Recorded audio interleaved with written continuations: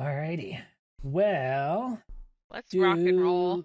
you guys want to just get into it? Because I think there'll be a lot to talk about. Yeah, we we should gotta get start. into it. I have work we tomorrow. got a lot. So. Yeah, I have work tomorrow too, and my I don't have coworker's work. off Oh, I again, actually so. do have work tomorrow. Fuck! I've had work all week.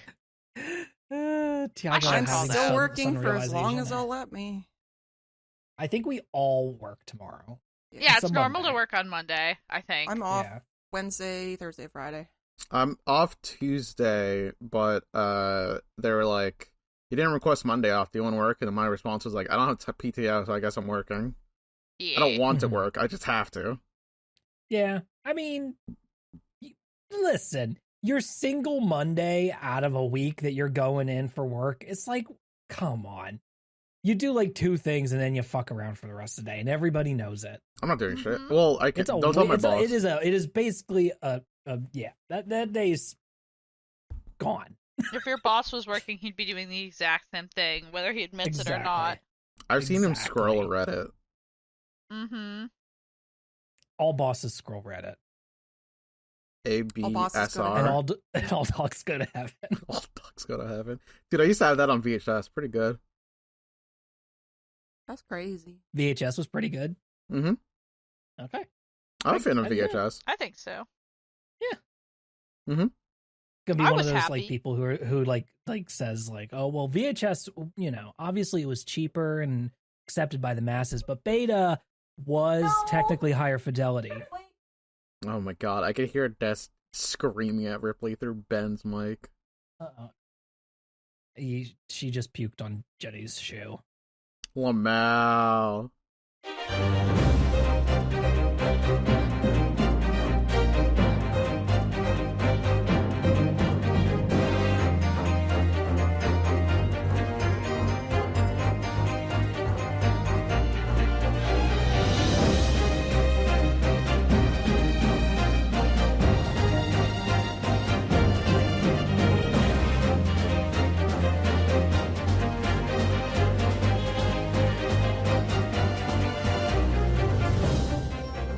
Welcome to Updated Autopsy Report, a podcast from Yotsuben and Friends where we replay the entire Ace Attorney series with longtime fans and newcomers. I'm your host, Ben, and with me today is Dessy. Hello. And two good friends of ours, Tiago Yo. and Rose. Hi.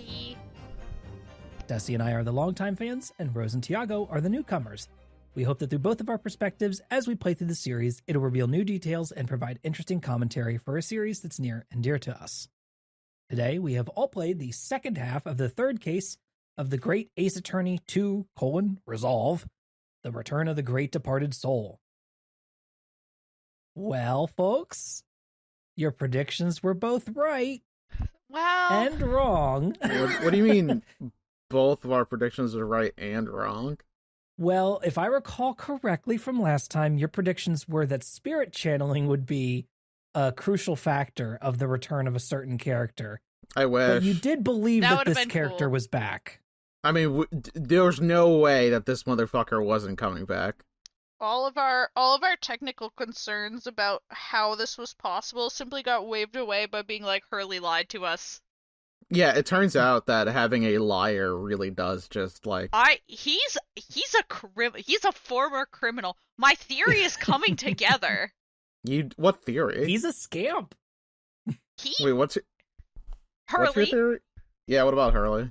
Yeah, when they're like, oh, there's this big lock, we can't get it open. He fucking picks that shit in 2 seconds. Not even, like, instantaneously. Instantly. He's like, oh, will you let me do that? And Gregson has a funny new face. I'm getting ahead of myself. But my theory that he's a former criminal who's now masquerading as a great detective is really checking out. I think I'm a genius still. I low-key don't think he's a former criminal. I just think he's Sherlock Holmes, and he's a motherfucker. You think he's just fucking I mean, he with might us. still be a criminal, but I believe that he's a criminal, he's yes, just but I don't lying? think he's masquerading as Sherlock Holmes. I just think Sherlock Holmes is a fucking asshole. I've amended my testimony. I believe that he is a former criminal masquerading as a great detective.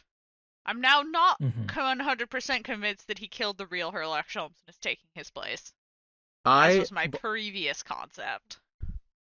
I mean, I feel like it We would be learned to kind grow. of insane for him. Like, if he's masquerading as a great detective, at what point does he just become the mask, right? Like, I think he is just a great, I mean, I quote-unquote, don't know. great Maybe that's detective. a theme that we're gonna have to deal with at some point. Okay. I just think that motherfucker kind of pisses me off sometimes. Are you back on the hate Holmes train? He's up to something. His He's a liar. reason for the summary needs to happen, and then we can talk about it. Sure. Okay, I'll get us in here then. Upon their return to Sholmes' attic, Susato finally tells Iris the truth of how she knows about the Hound of the Baskervilles. She simply saw the manuscript in her father's office, and he refused to tell her anything else about it, thus Streisanding affecting her. God damn it. Everyone says, damn, that's crazy. I have no idea why, though. And then Susato also mentions that her father and Judge Jigoku are coming to London soon, too. Then they head off to investigate Enoch Drebber's whereabouts. The two bump into Courtney Scythe at Strongheart's office, the chief coroner and head of the forensic investigation team. Then they head over to the Great Exhibition and meet Gina, now with her energetic new puppy, Toby. They show Toby the business card of Drebber, which has a unique brand of imported machine oil smudged on it, and Gina and Toby are off to the races, chasing down scents. In the meantime, Susato and Ryunosuke meet Van Zieks at the wreckage of the supposed teleportation machine. He kindly gives them the photo of Drebber, and they talk about Van Zieks' dead brother again. Before they leave, the mysterious masked assistant appears, shocking Susato, who seems to implicitly realize who it is. As Van Zieks and his assistant walk away, Susato calls out, "Kazuma-sama," and the assistant freezes for a moment and looks back at them, as though remembering something. Susato and Ryunosuke both agree this man has to be Kazuma. They stop by Scythe's lab and check her books and see someone has been ordering way too many scalpels. They also get accosted by Scythe herself, as well as her wacky daughter in a plague mask. This place is creepy, so next up, the Wax Museum.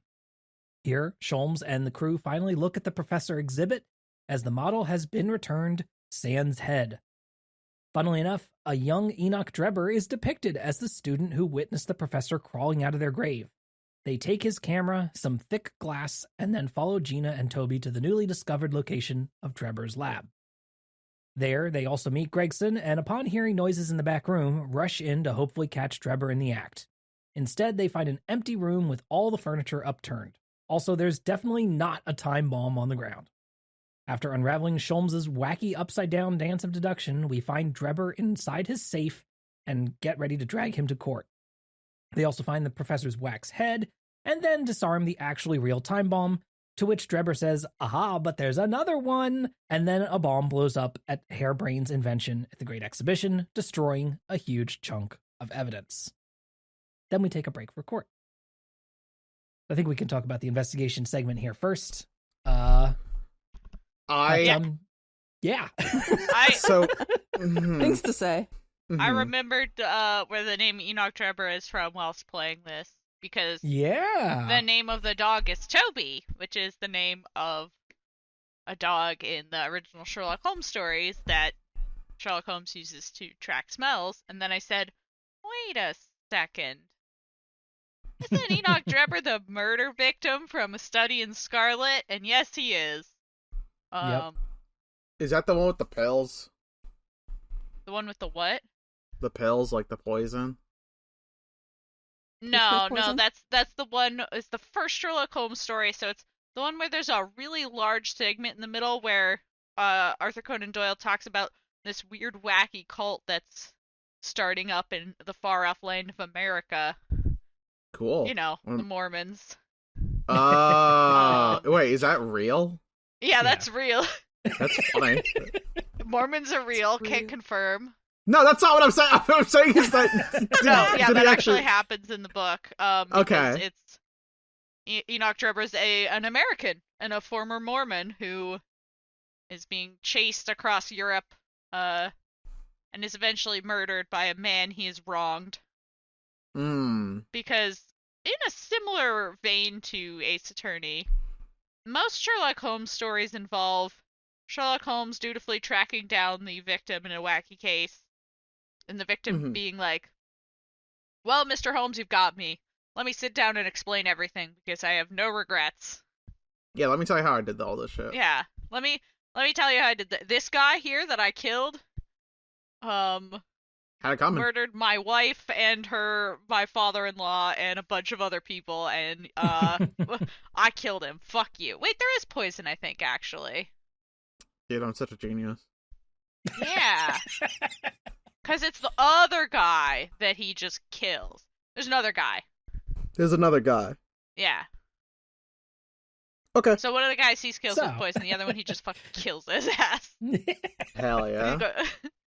Anyways, yeah, not the same guy. Very different characters. Very Right. different. They're just using the name. Toby's kind of the same. I like Enoch Drebber's theme. I don't know if it's a unique theme to Enoch Drebber, but he has this, like, it's almost like a mischievous, sinister theme. Yes, that is a new theme just for him, yeah. It's I love him. playful. I like Enoch Drebber. The only thing I don't like about him is that I don't know. There's something about him. He fell out of that Still safe, trust that and guy. I went, oh, huzzah, a JoJo character. Yeah. Absolutely delightful, and he was the entire time.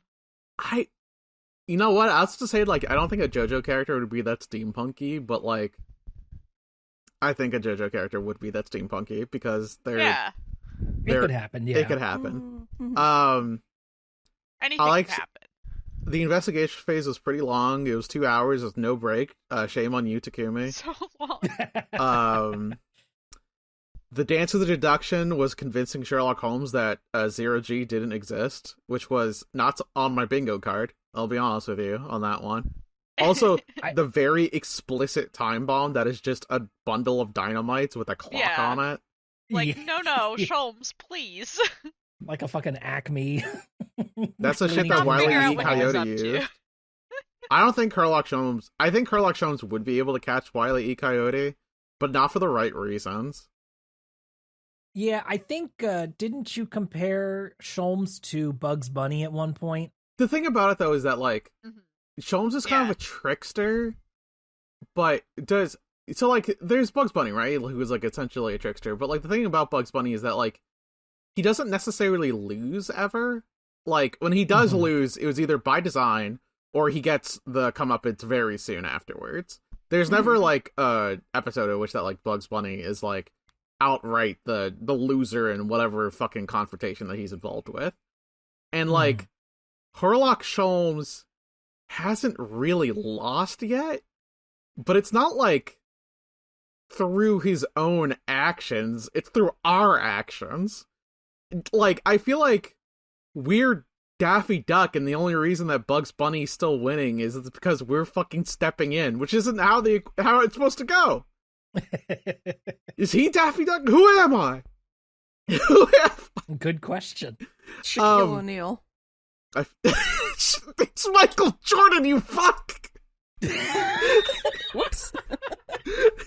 God damn it! I You don't play basketball. I don't know. You don't have to play basketball to know who that is. Homie. I'm so lost. Okay, Enoch Jagger, like the guy.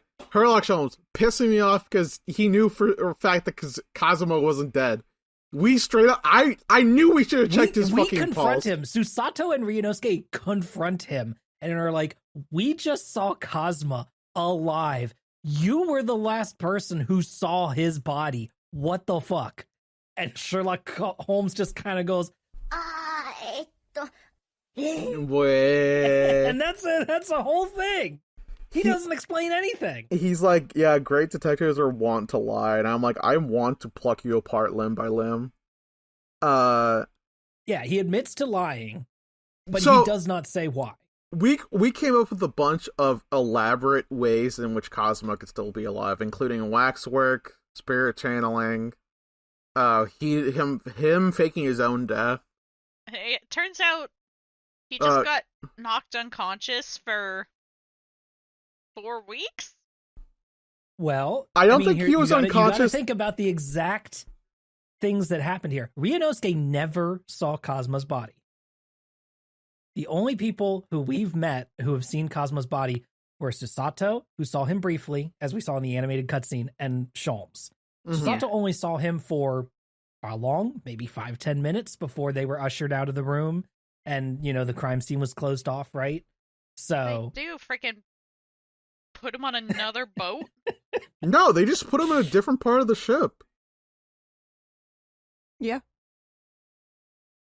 Rose, when I die, I need you to check my pulse. I want you to confirm it. Is that okay? You have to confirm Yeah, kill, Rose. I will check your pulse for real. Because I swear to God, if I come back later with amnesia, I'm going to be straight up embarrassed. But what if you come back with amnesia as a prosecutor? Oh my God. Yeah, if I came back with a new career after having amnesia, that'd actually be kind of impressive. I just passed the fucking bar without knowing what a spoon is. Yeah. So Kazuma had funny amnesia, and Herlock Sholmes said, this boy, I'll keep a secret. Strongheart must have known. That's for sure. Yeah, he's Zeke's- fucking around. Von Zeeks had no idea. Apparently, he was just straight up told, yeah, this is your new apprentice now. He has a mask. Don't let him take it off, I guess. Is he allowed to take it off? Is that, is he allowed? I guess he just He never said he I don't had know. to keep it on. yeah, Van Zeek was Considering how this is racist kinda... Van Zeeks is, maybe it's not a good idea. Dude, I also we can later He's been on a we lot confirmed nicer to us this case, but still. later on we confirm race why he's racist, and we'll talk about that after the court summary. But even at the very end, I'm just like, all right, dude, grow up. So this investigation, we investigate a lot of areas. We had to go back and forth a little bit, or at least I did, to get other pieces of material to show other people, because we had to trace down Drebber, who no knows where he is, but luckily we have a dog and he can smell the fact that Drebber uses French oil, which is weird to think about. a little bit of a contrivance that he just happens to always use super unique, expensive imported oil, but oh well, it works. It has to be something. Gregson does the face when a Pop Team Epic character eats a lemon. He does. I like that face a lot. I always feel mixed about Gregson, because on one hand I'm like, you're our detective character, and I'm not normally, I like the detective characters because Gumshoe and Emma Sky, but you actively almost got fucking Gina killed, and I can't stop thinking about that. So I don't know, hard for me to forgive him. Even though he's doing wacky antics, I'm just like, I did like that little smushed up face he made whenever Sherlock Holmes appeared. I thought that was funny as a new face. Yeah, the lemon face. It's pretty good. Yeah, I was like, I kind of feel like that sometimes when customers are talking to me at work. I feel like that when Herlock Sholmes tells me that. Yeah, that's just called distaste. But yeah, I get that face whenever Herlock Sholmes tells me that he pretended that my friend was dead. Yeah. Okay, what's his fucking connection to all this? Because why would Herlock Sholmes keep that a secret? He must have known about? Okay, yeah, he's something. He knows guy. He knows too much, and unfortunately, it's the goddamn fool knowing everything. I mean, he's involved in literally... state stuff. He's on a very high level of. Oh yeah, he solved the Hound of the clearance. Baskervilles. He knows who the killer is. Yeah. The killer. Okay, got it. He literally knows every single person involved personally. Do you think that there's something between him and Dr. Scythe? No. Okay. Dr. Scythe has a little daughter, and the daughter was like, Mommy, can I cut up the Japanese man? I want to see if he's different. And part of me is just like, damn, not only are you quirky, but you're also racist? That's embarrassing. Yeah, it was a little too much, if I'm honest. I was think... gonna say, how are we feeling in general? We didn't even really... We kind of brushed over it at the start here. How are we feeling about Dr. Scythe as a character once you're introduced to her in the investigation segment? I'm feeling pretty good about her. I was impressed We when got women's wrongs again. I like Yeah. that she was a MILF. I just don't like her daughter. I think she brings bad vibes. The vibes were bad for the daughter, yeah. That's the thing about like MILFs is that they need to be a mother, but also like I don't if I can't vibe with the kid, they gotta leave the house. That's just That a doesn't fact. sound healthy. What if a kid but just I'm had not gonna bad unpack vibes? It. I just like for a little bit, you know what I mean? Like we don't have Yeah, what if I'm a bad parent because my kid just had bad vibes? Yeah, what if the kid just has awful vibes? Dude, she wanted to cut people open. Like, are you gonna tell her you're gonna hang out with her? No, I think that if the kid needs to leave the house, maybe you should find a different MILF. It's Nah. not sustainable. Nah, fuck. It's not just I mean, listen. I'm looking I for don't a long-term MILFs only. Fuck. Right. Shit, isn't that the ideal situation? A MILF and Morally also like a super acceptable. chill child they have who's like you can kind of vibe with and maybe vape with. Never. The blunt rotation, the MILF and their child. Okay. We gotta cut this off. We gotta Yeah. cut this. I'm done. I'm done. Let's move on. Dr. Scythe is spending too much on scalpels. That's a funny thing we'll talk about later. I Yeah. honestly don't remember what else we do in this investigation, except for the fact that Susato is back, and I'm like, hey, that's my friend. I like Susato. What else do we where do we go? We like fuck Places. around. You I went mean, to like we do have the, like, we kind of again skipped over a little bit, but the moment at the top of the exhibition where we're talking to Van Zeeks just on his own for a little bit. You know, we have a little bit of back and forth conversation with him, asking about his brother, and he's just like, why are you so interested in this shit? I I just- didn't want to ask him about his brother. I don't want was to like, talk to him. Yeah, fuck him. I like got like disassociated from the character for a little bit, and I was like, I wouldn't ask about his brother. Yeah. Honestly, straight up embarrassing to become a racist after your brother gets killed. Like, at least like develop I don't know, Cool tragedy. get a cooler tragedy. I don't know, Yeah, man. I feel like I need more. Like, oh, your brother got killed. If it was your that's- entire family, maybe Yeah, or like something like burned your village down to the ground. like just some guy you met once killed your brother. Like that's nothing. Like I Bruh. would be give it more pizzazz. Your best friend killed your brother. Like, come on. We'll get to it after the summary, but I'm very happy that I'm right about something. I just think that I will say, sorry, go ahead. I think the only thing I can say about Van Zeeks is that I like his musical theme. Mm-hmm. It's a good theme. You know, He's being nicer to us. I don't care. Fuck him. Listen, If he- it's not Yeah, absolving he is him. still I'm just saying he is still he racist. didn't do anything terrible this time around. No, he does the classic Ace Attorney thing where he goes like, "Oh, you know, I can only trust this attorney to defend you, and only trust myself to prosecute you." And I'm just like, I can trust myself to kill you. I'm He sick could of have this asked. fucking guy. It would have been nice if he'd asked first. Right. I would need have to said see yes, him. obviously, but he could have asked. I need to see his breakdown. I need him to have like a full revelation that you know like what he was an I want? asshole.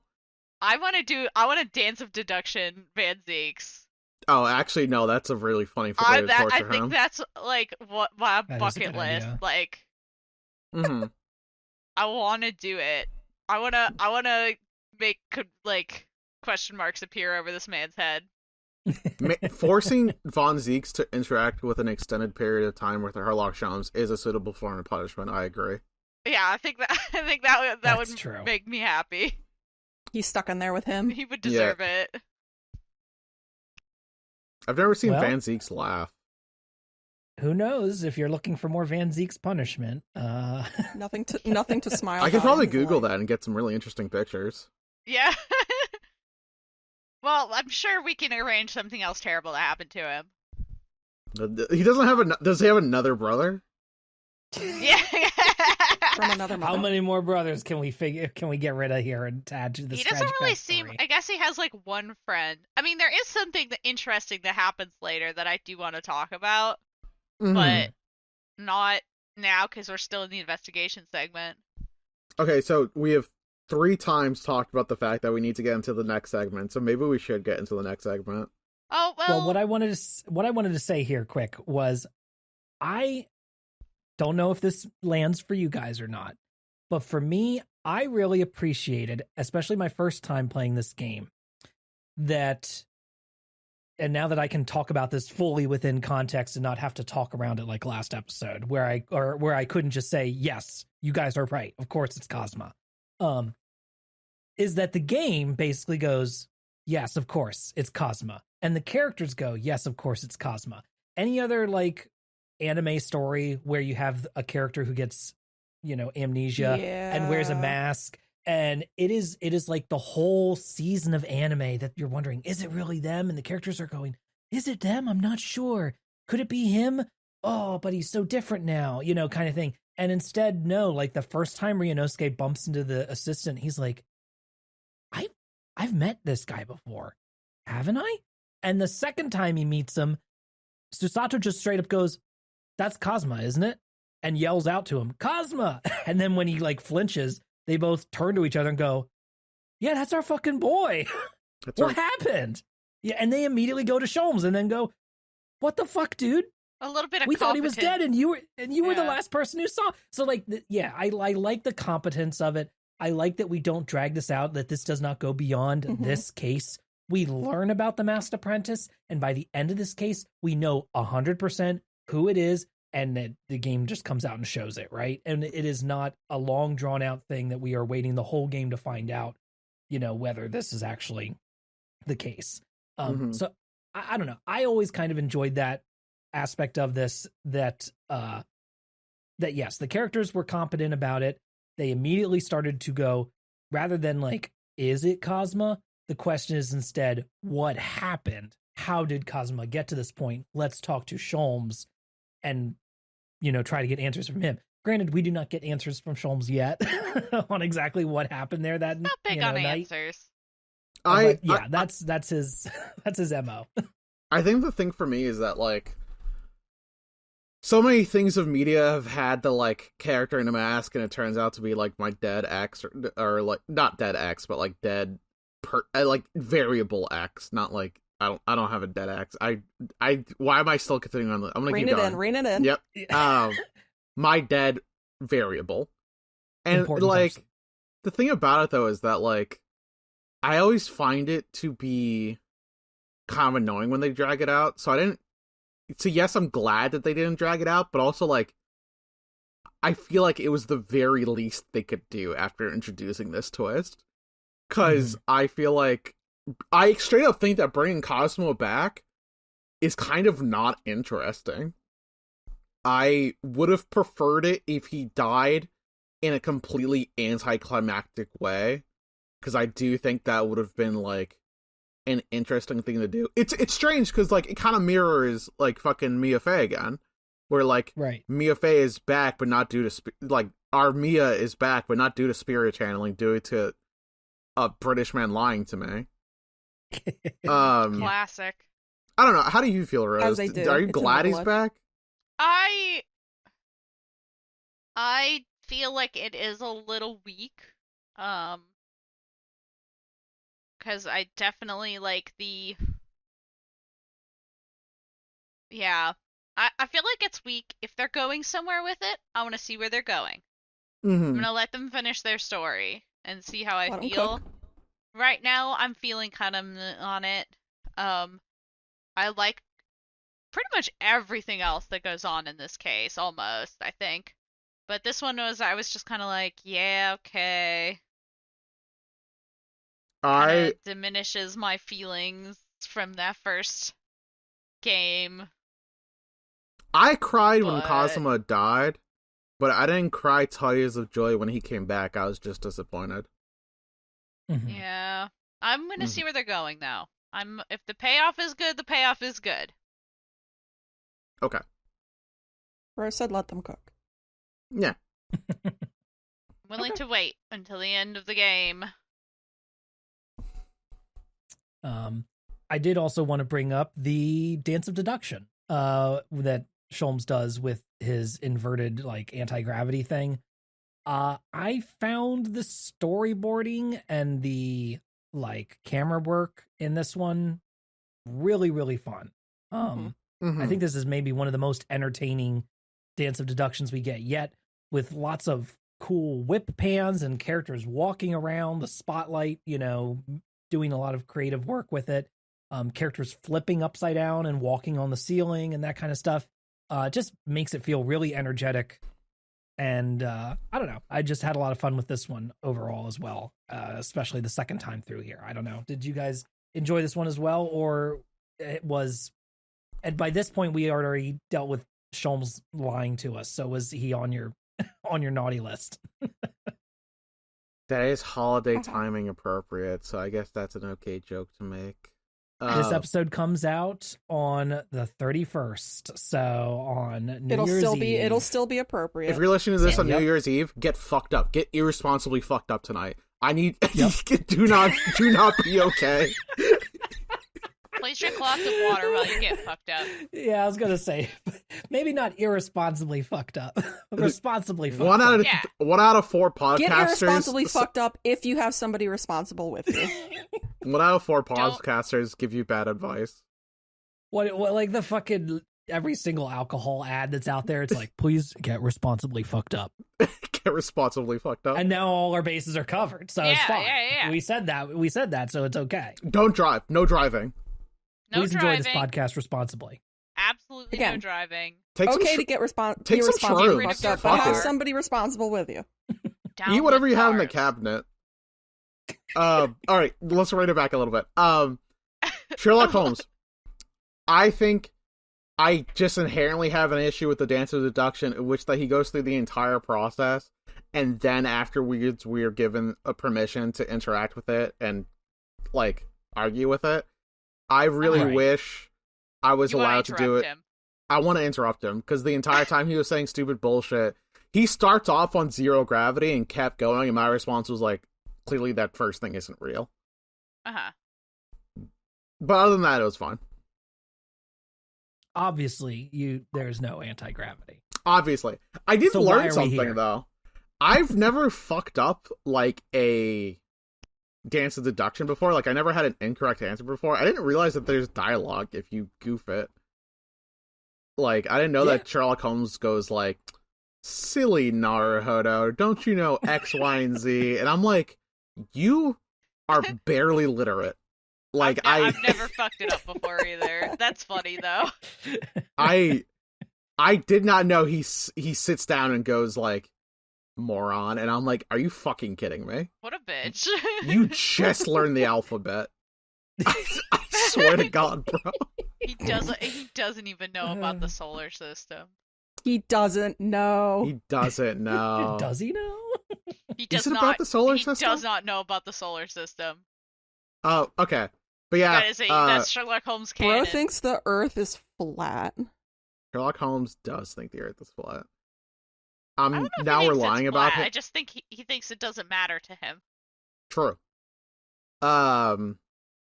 Continuing, yeah, I thought it was fine. Dance of Deduction, I just wish it was shorter, just because, like, I was on the clock and I'm tired. That's fair. I understand that when you're playing a game for work, then that does alter the equation a bit. Yeah, this episode was almost part 2 of my witness stand breakdown. It was a very near thing. Riding the T and playing this game on my Switch makes me very motion sick.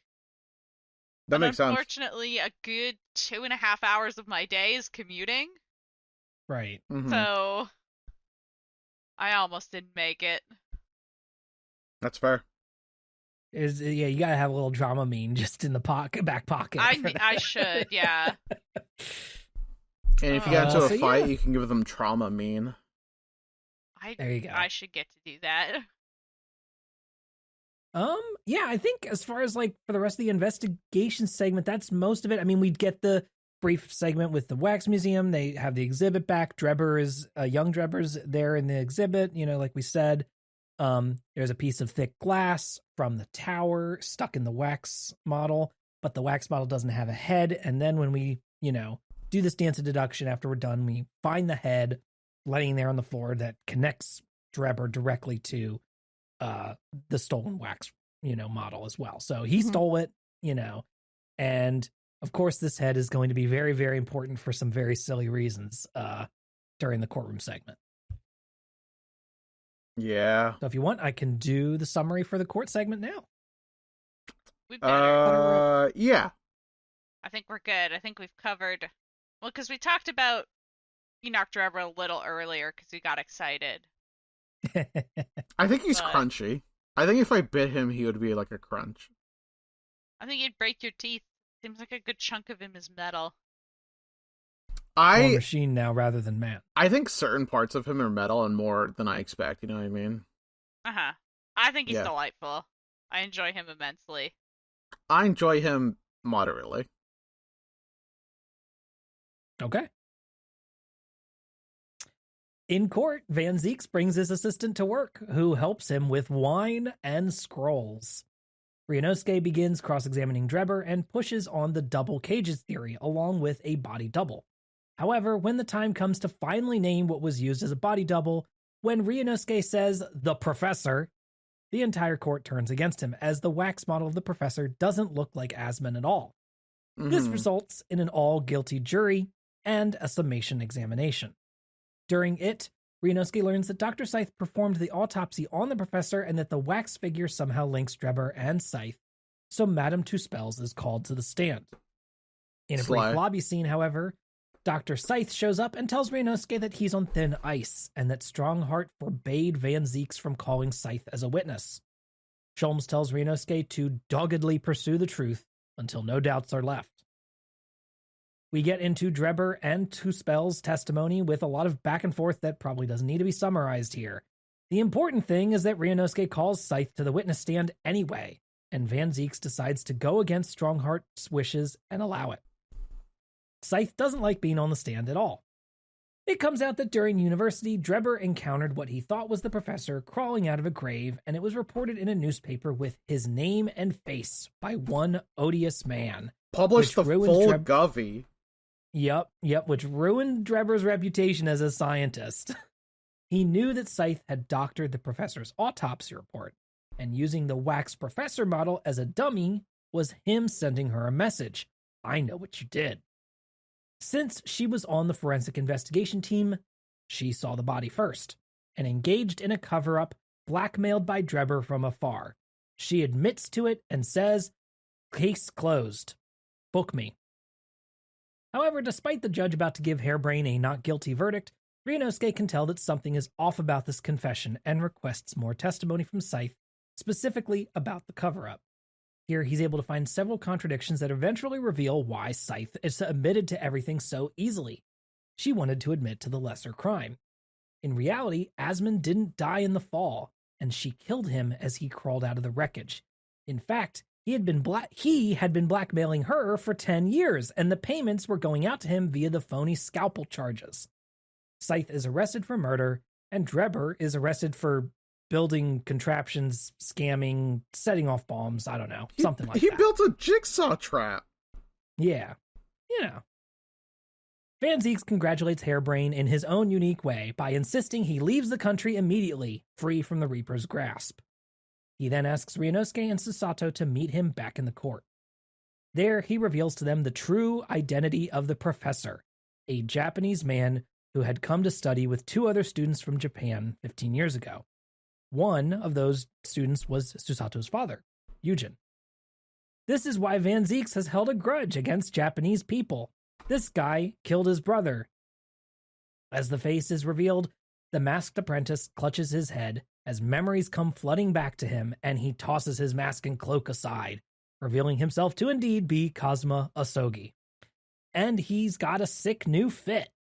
However, he yells out, "Father!" revealing that also the professor was his father. Dang, that's crazy. Anyway, he thanks Ryunosuke for taking care of Karuma and uses the sword to slice the wax figure in half, then ghosts everyone. Van Zieks goes, "Well, that just happened. Anyway, I'm out." Yeah, he fucking fades out. Like, literally fades out. So That's the just end of the him. case. So maybe we should just talk about the case for a little bit, and then we talk about the twist at the end. Does that make sense? The Sure. twist, I guess, air quotes. Air quotes. The case. I like Scythe. I just don't think she had... honestly, a little disappointing she didn't have that much more insane of a breakdown. Like, the last guy who had a breakdown was the thespian, and he had, like, a full stage rehearsal. Yeah, she just slams the desk, you know, basically, and that's it. Really disappointing. I expected better from a MILF. What can you do, you know? What can you do? Not all MILFs are made equal. She's got a very subdued breakdown. Who knows what that could mean? I don't know why that affected me.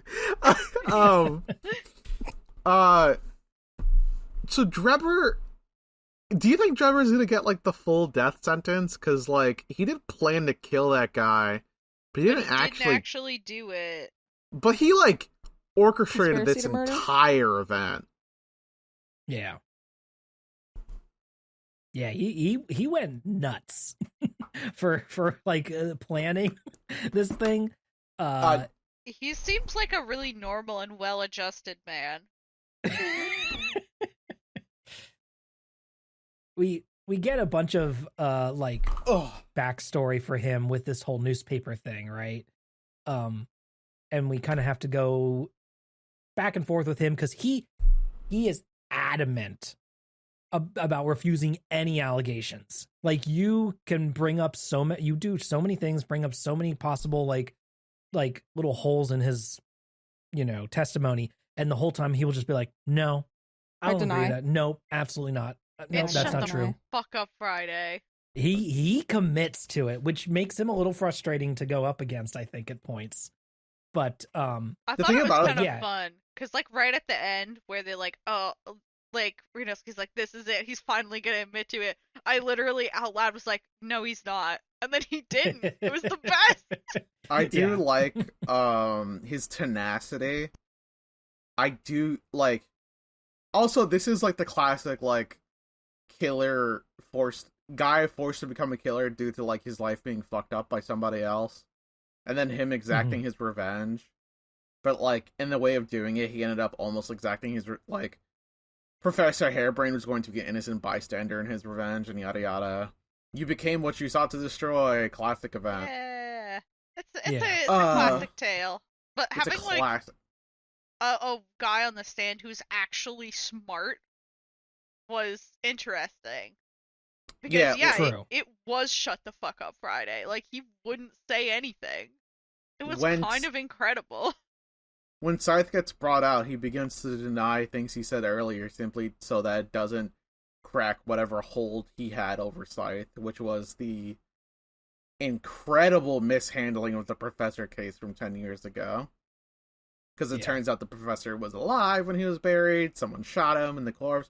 We're definitely going to solve that later. I know for a fact, Ace Attorney rules, that's going to be brought up later. We're going to find out who shot him. Who knows, it might even be Strongheart, but we'll figure that out later. But she goes like, yeah, you know, there was supposed to be an execution, it didn't quite work out, we didn't want to destroy the faith in Scotland Yard, so I became a murderer. And we're all just like, yeah, but doesn't that also fuck up the faith in Scotland Yard? And even the cop on the jury is like, my faith in the yard. I can't believe this. Yard. There it goes. Very funny. I'm shocked that we did not end up bringing, like, the fucking daughter character into the stand that she had, because I was just like... I don't want to see her. I mean, let me be clear. I think her vibes are terrible. I don't want to see her either. But it means I like her for Iris. Unfortunately, that means we're going to have to see her later, Rose. There's no create way. A character model for 10 seconds of dialogue. Yeah.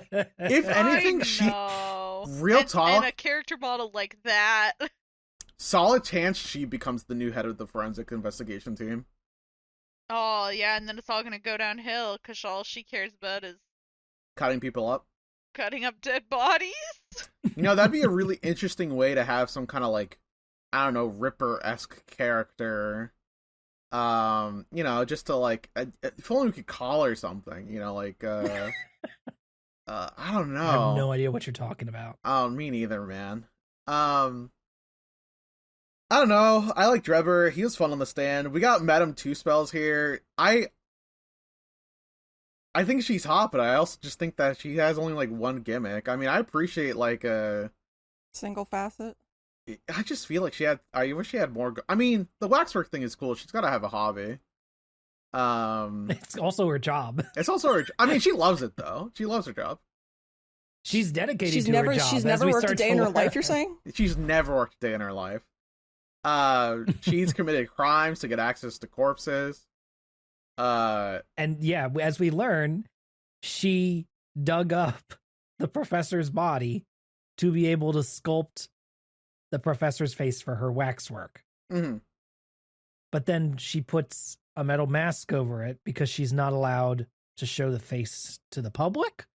But she did sculpt the professor's real face underneath there. I like her kind of crazy, actually. I'm really warming up to her. That's the thing, At first though, right? I was like, oh, well, like, she's kind of hot in French, but she seems a bit boring. And now I'm like, no, she's a freak, actually. No, she's a freak. I appreciate that. That's the thing, is that, like, behind her, like... This is by far the hottest witness stand collection. True. Darker Side and Madame Tussauds. Yeah, I was And gonna honestly, say, I was curious how... Drebber doesn't take How he anything was gonna away, react. either. Yeah, no, he's fine. I'm not kicking him off the bus. I love the robot hand. And All you three know of how them I could feel stay. about a guy with an eye patch. Or a girl with an True. eye patch. Yeah, if you got one eye, Preferably talk to a Rose. older woman with shoulder pads and an eye patch, maybe. Sick. Getting really specific here. Real I don't quick, know. That's what I've got going for me right now. I just think that Two Spells, I just feel like her fashion sense is like very Party City, but underneath she's a real fucking freak, and I appreciate that. I like that, yeah. I just, She's you fun. know, You love a freak. now that we've gotten through the like Tiago and Rose talk about the witness, Which witnesses are hot or not. Yeah. It's very funny to me that at a certain point, Two Spells is asked to leave the witness stand because it's like, all right, you're done here. We gotta talk to these two freaks now. She stops being there. It is She has just to go between. back to work. Yeah, she's like, I gotta make more wax out of people that it's very illegal of to make wax of. She has a Van Zeek statue coming. It's already done. Van Zeek reveals that earlier. Yeah. He's like, yeah, I have one Mhm. that she made that it's going to be revealed in like a week or two. And I like that she goes like, it's completely accurate, trust. And we're like, what do you mean by that? And she goes, don't worry about it. That's a threat. That's a I'm committed to my craft. She's such a Dude. freak. I love it. Madame Two Spells' House of 1,000 Corpses. Yeah. Yep. I don't know what I mean, like, I like Scythe. I wish she had more of a breakdown. Even Drummer didn't have that much of a breakdown. Like, he had his whole, like, confession where he goes, like, yeah, the entire reason I killed that motherfucker was because he ruined my life 10 years ago when I told the press about what I saw, and they decided to publish my full Govy. And now, like, I got kicked out Just of the this one science guy, community. though. This is the Well- only guy who published my full name. Yeah, specifically Odious Man, who, like, Doxed. come on, dude. I feel like you're inviting trouble if you do that. I don't know. If you call up the newspapers and are like, hey, I should talk about the crazy shit I saw. No, I think that if you're a publisher and you go, like, I'm going to publish this person's real name with the story that they told me, I feel like you're inviting trouble by that person whose life just got ruined by that fucking document. Right. It's It's our I noted this on the Let's Play. It's our second time encountering a really shitty reporter in this game. What is Takumi trying I to say? don't know if that means any. Sorry? What is Takumi trying to say? Yeah, that's what I'm saying. I don't know if this. I've only got 2 nickels, right? So who knows? This might not mean anything. It's not enough for a but it's gumball. just interesting that it's happened twice. Yeah, exactly. But it's not enough for a gumball. And like, there's not enough meat on the bone for me to actually like make a thesis out of this either. I'm just noting it. It's just interesting to me, you know? Have you... Sorry, the complete side tangent. Have you seen gameplay of the new Death Note game, Killer Within? Yes, I have. Do you... So, like, whenever they arrest somebody, they say that their full face and name have been published. And I'm just like, Sorry. why would you publish that in a world where a killer could kill you with only knowing your name and face? You can't just do that. Apparently they can. True.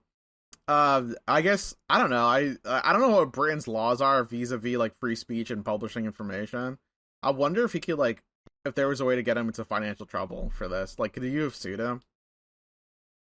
There's lawyers. The real question is, what were the laws like at the time? Which is not an answer I know. I mean, they probably have that fucking stupid ass window tax. I don't know what the fuck they're doing over there. It might have been a little more loosey-goosey than we would have liked as far as what you could be allowed to print in the newspaper. It was pretty much just, did it make the queen upset? No? Okay, then you can print it. Yeah.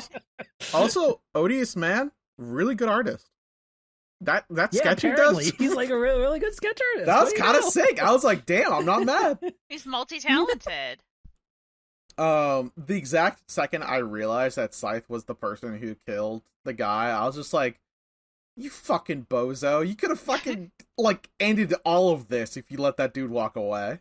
That confused me a lot, too, because I was like, I didn't understand that, like, the blood... The blood. Like, dripping down was the thing that was incorrect. This is perhaps one of the most brought up, like, contradictions as far as people having difficulty having to point it I out. had a hard time with it, and I reached the correct conclusion the wrong way, because I was like, oh, well, the door of the thing opens, like, to the side, right? And it opens to the side that he was stabbed on. So, like, she couldn't have stabbed him if she'd opened the cage on the left side. She would have had to stab him on the right side, because that's the way that the door opened. Right, sure. I was Oh. totally wrong. But you eventually stumbled but it into the told right me answer. the right answer later, I guess. We've been burned by left and rights before. Yeah. I was trying really hard. I was, like, looking at the cage. I was trying to figure it out.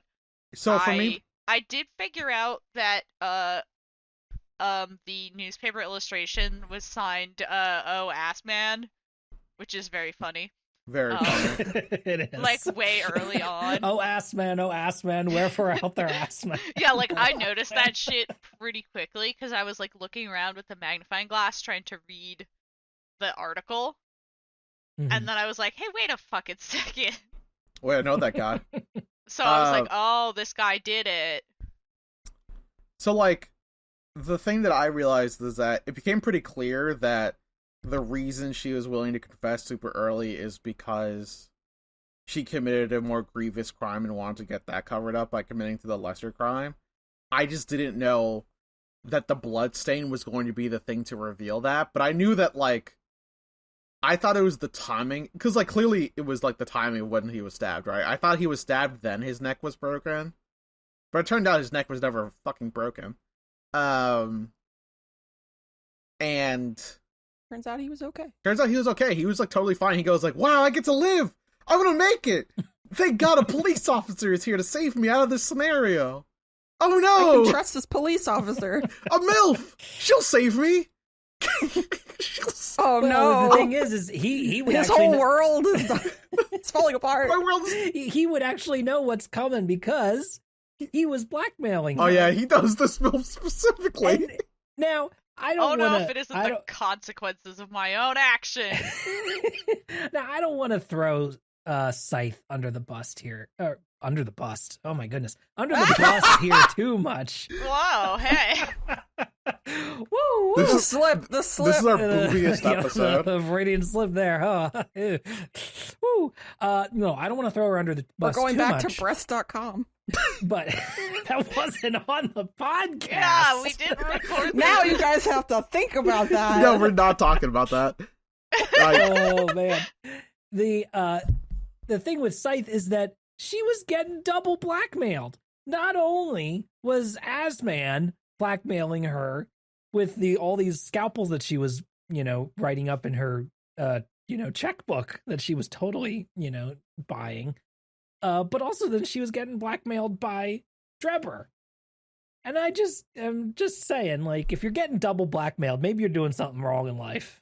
It'd be really funny if I think there's a timeline in which that she like tells the guy blackmailing him, be like, "Hey, listen, so I'm actually totally cool with killing this guy. You don't need to blackmail me for this one. I'll help you out here. I like Trevor. We can link up. It's fine. Yeah. It's totally chill. You didn't have to like force me to do this. I would have. Well, Trevor We could have just worked on it. also hates her because, in his opinion, her like slapdash autopsy like caused this in the first place. Mm-hmm. Right. Yep. So, you know, he's got enough dislike to go around to everybody. I think that when Scythe, so yeah, the reason that we're able to tell, I knew that the bloodstain was like, she goes, yeah, I stabbed him in the chest, and Ryunosuke's like, wow, that sounds weird, and Marmin just goes, does it? Okay, I'll just click on the chest until something happens. And I just like clicked on the bloodstain, and Ryunosuke goes, yeah, the blood dripping, and I go, well, yeah, totally, dude, the blood dripping. Good point. Glad I thought of it. I think the illustration of the blood going down needed to be a little longer, a little more dramatic to sell that. Like a line? As the contradiction. Yeah, because it just is barely going down a bit, right? And I really think they just needed to exaggerate the illustration to make it easier for people to grok what it was, because I've heard multiple people say that. Friend of the show, Iro, also had trouble with this one his first timer. I agree. So. I struggled. I fell ass backwards into it. Hooray. I'm a genius. I came up with a crazed justification, which was wrong, I guess, but worked out. It would have been sick if you were right, though. Yeah. Case I was right about that other successfully. Shit. Yeah. So Scythe says, you know, well, I did it. You know, after you've berated Drebber for long enough and he still refuses to admit, Scythe just goes, yeah, you know what? You've laid the whole scenario out here. You got it. I did it. You know, I cooperated with him. And Ryunosuke's like, well, damn, that was a little easy. Somebody just said, yeah, I did it. Hang on. That never happened. Where's your fancy animation? Hold the fuck up. It's not over yet. Mm-hmm. So, and we have our brief moment where we flash back to Sholmes telling us, if you ever have any doubts, just keep pursuing it, you know. just keep pushing until something else breaks loose. So he says, no, okay, I'll ask for more testimony. And the judge is like, are you sure, dog? Are you sure, sir? And we go, yes, Mr. Jubb. We'd like to persecute her even more. We Mr. want Judge, more. Van Zeeks is we've kind of like, established we okay. would like the truth. We want the truth. Yeah. And this is the one thing that will get the psycho across the bench here to appreciate those Van Zeeks. He'll go, yeah, this guy really does love the truth. Maybe my perception of all Japanese people is wrong. Maybe I have been an asshole this entire time. Maybe I should be killed. Self-evaluation. Maybe you should be put to death. So yeah, we finally get that motherfucker. We get Scythe. Jebber confesses to everything because he goes like, if you confess now, she'll be brought to justice. Isn't that what you want, justice? And he goes, I guess technically, but I also wanted that guy dead. So yeah, so I guess he kind of gets what he wants because he doesn't actually kill him. He's still probably getting in trouble because, you know, do you get a death sentence if you're Victorian like era England? But yeah, but you get death sentence for attempted murder. I don't know. I don't recall. Also, he built an entire it's been a jigsaw while. trap. Yeah, that's true. He's just really smart. I can't believe he even goes on the. I actually did kind of like his speech about like scientists being like. He has like a he like preaches some kind of dogma in which that like the wide-eyed scientists and their like hypotheses that they come up with and they just pursue it without any talent. And I'm just like, I think you were kind of cooking there for a little bit, but like you kind of lost me at the like Yeah, but you're kind of an asshole. Yeah, he said one line, I can't recall what it is, where he goes like, "These talentless fucks," and I'm like, no, I think if they worked really hard and they actually did prove, even if they proved their hypothesis false, as long as they worked really hard, I think that's a valid use of science. I'm not going to just go ahead and say the teleportation machine was going to work. That was bullshit. but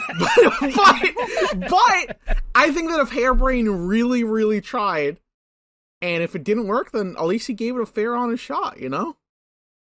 Mm-hmm. That's how science works. That's how science works.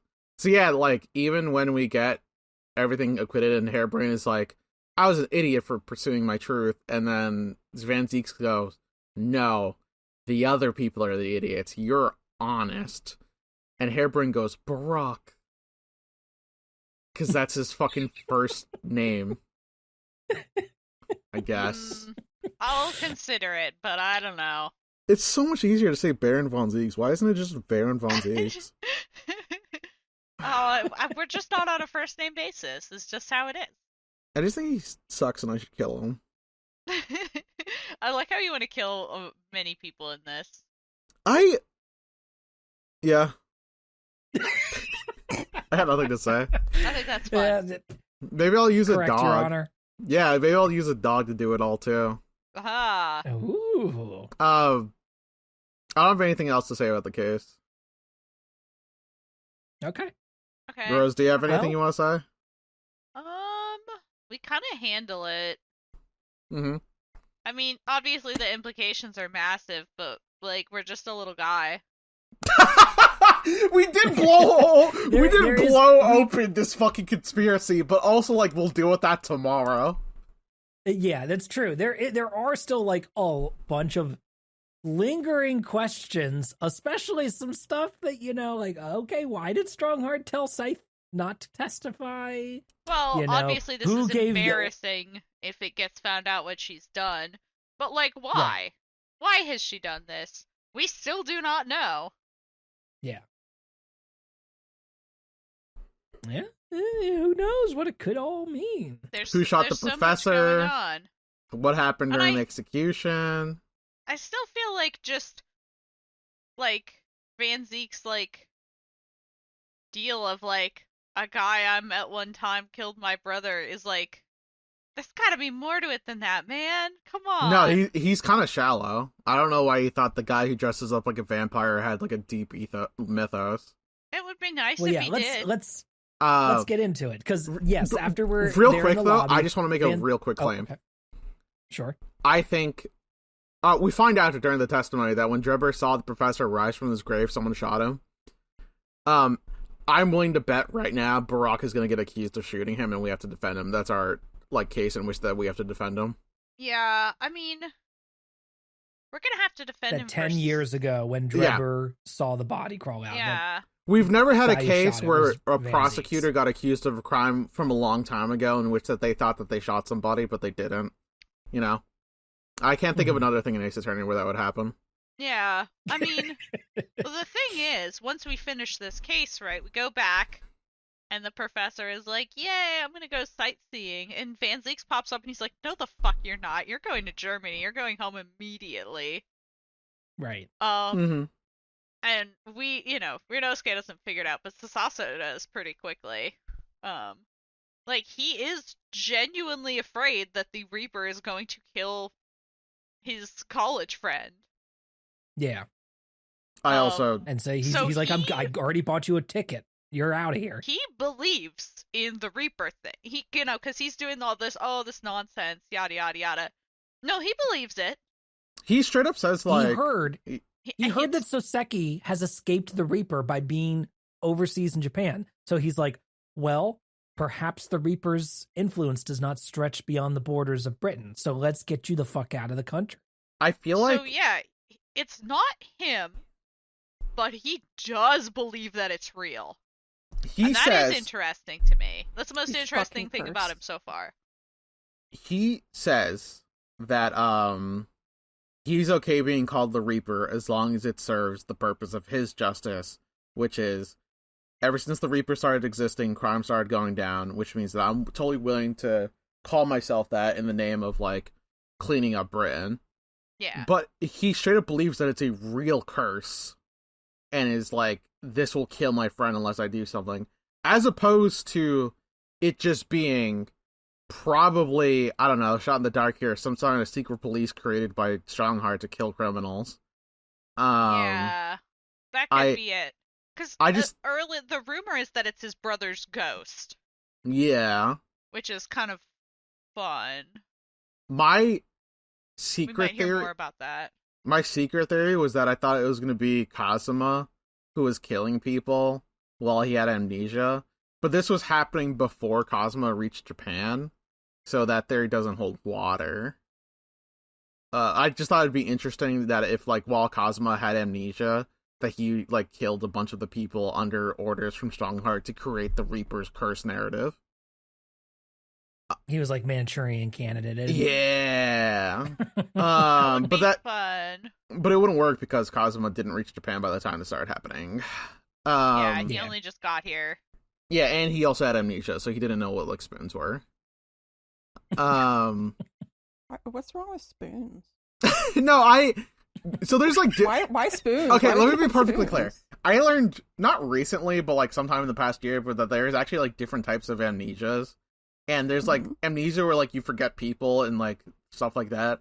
And then there's amnesia. It just depends on what part of your brain gets damaged and where information is stored. Yeah, there's the type of amnesia where you just forget, like, basic concepts of, like, how to talk and shit like that. So I think that the funniest kind of amnesia is the one where, like, you're completely normal, but you just don't know what a spoon is. Like, you see that, and you're like, what the... You just forget every day. What is this? What is... No, you have the type of amnesia where you're completely lucid 100% until you end up going to get a bowl of cereal, and you're like, how the fuck do I do this? Man, I don't think I could live like that. I love soup. If only there was some way to get this into my mouth without my hands. I know. We use forks for this, right? Like, and then we drink the milk afterwards. Soup. I would die. You would die? I would die without soup. Rose would starve. So I have this, like, internal bit where I go, like, I develop amnesia in which, like, I'm completely normal except for the fact that I don't know what a spoon is. So That's fun, though. Yeah. Thanks. I really appreciate it. Not for me, Brains but are maybe weird. for someone else. Let's talk about this fucking twist or whatever. I guess, yeah. It's not even a twist. It's just a reveal, right? Yeah. It's just a reveal. It's kind of a twist. Foreshadowed. There's extremely obvious. Okay. When I say twist, I mean the fact that the professor turned out to be Kazuma's dad. Sure. Okay. Was that something like that was telegraphed to everybody here? I didn't feel surprised by it at all. I don't feel surprised by it, but, like... No, actually, I was surprised by it. Okay. I just sort of saw that happening and went, yeah, alright. Yeah.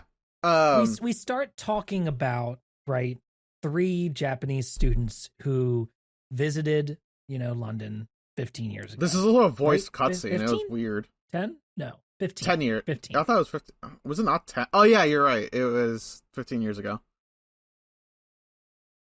I think. Yeah. I'll look that up while we... The statute of limitations. Yeah. I don't think England's have that many statues. Got a lot of statues. True. But all that to say, basically, like, we talk about these 3 students, and you immediately start to see, at least I do anyway, you start to immediately see some correlation that, 3 Japanese students this long ago, and also 3 Japanese students now. Okay. Oh, I actually did. I wonder if there's some parallels here. I actually didn't get that, Lamau. Funny. That's okay, Tiago. Back then, we had, like, the confirmed... That's okay, Tiago. Kazuo doesn't know what spoons are. Yeah. The confirmed characters from the previous visit were, as far as we know, the professor, who is revealed to be Kazuma's father, and then Eugene Mikotoba, Susato's father, and then a 3rd student, which is not meant. I don't believe they're identified. I really hope the 3rd student is not related to Ryunosuke in any way whatsoever. I'm pretty sure it's the judge. Oh, it's probably the... Oh, yeah, you're right. It is the judge. It's just the judge. Like, I'm 99% sure they say that, actually. Yeah, they straight up do they say say it? that. Okay. Yeah, they say it's the Did judge. they say it's okay? Because I couldn't yeah, remember if they said it's the judge, but yes, it's the judge. Okay, Got yes, it. it is. Yeah, yeah, they To talk confirm. about it. It is 'cause it he is the does, judge. Yeah, yeah. because like Sasato's like, oh, my father and the judge who you have met, Ryunosuke. I remember when that thing happened to you. Okay, that's right. That's right. They do say that. Gotcha. earlier on. Yeah, they just don't say it in the Cosmos scene, I don't think. But No, yeah, but they said it yeah, at a yeah, different time. So yes, we know it's the judge Jigoku, Cosmo's father, and Yujin were there. And yes, now in the current time, we have Cosma, Susato, and Ryunosuke. So, Is Ryunosuke the yes, judge parallel? That'd be kind of weird. Is Ryunosuke gonna get a beard? I'm fond of the judge. I like the judge too. I'm glad he's not related to Ryunosuke in any way whatsoever. He doesn't seem to be, because Yeah. Ryunosuke is like, oh, the judge. The only time I've met him was that one time. Mm-hmm. So. Yeah. Yeah. But yeah, so 15 years ago, this Cosmo's father then started killing people, I guess, and became known as the Professor. Mm-hmm. And was then seemingly, he killed Van Zeke's brother, Clint, and then And some was other people, executed I guess. by the state. Yeah, and some other people. All, if we recall correctly from earlier, we were told they were all high society people. Oh, well, then that's okay. Yeah, he only kills like 5, 6 of them. Yeah, it's No true. great loss. It's 5 or 6 people, I think, is they Based. say what he got through. So, and yes, then of course the whole time we get like some motion captured movement as Ryunosuke and Susato are walking around the desk, and Clint comes out past the desk and takes the mask off of the professor so we can see his face. I'm so sorry. You called him Clint doesn't do Clint? that. Clint's dead. Oh, sorry, Van Zeke's. Yeah, that's right. Clint's dead, Clint's you his brother. fuck. Clint's his brother. Yeah, You forgot his whole motivation for being El Racisto. And yes, this is why he reveals, he's like, yeah, this one Japanese guy who I thought all these Japanese students who came over, I thought they were so cool, but then one of them assassinated and killed a bunch of people, and I was so depressed that my brother got killed that I decided to be racist against Japanese people forever. He literally is like, yeah, I thought they were great, and I'm like, you fucking don't have your backstory be, I used to be a weeb, but like, come on. Then I got really racist. I Just two sides of the same coin. Bro, I really wish that it was more in depth. Like, I was really hoping Von Zeke was going to be like, yeah, that third Japanese student, he was like an older brother to me. I invited him to my Yeah, life. he was I my let him. best friend. I let him fuck my wife. Like, I can't believe he would go there and kill my brother. He was like 16. He didn't have a wife. He was 16 in England. They have like 10 wives. I don't know. They explicitly do not do that. We talked about my earlier anecdote about the study in Scarlet, where Arthur Conan Doyle spends multiple chapters Yeah, going you're on right. and on about the wild exotic Mormon cult in America where they have multiple wives.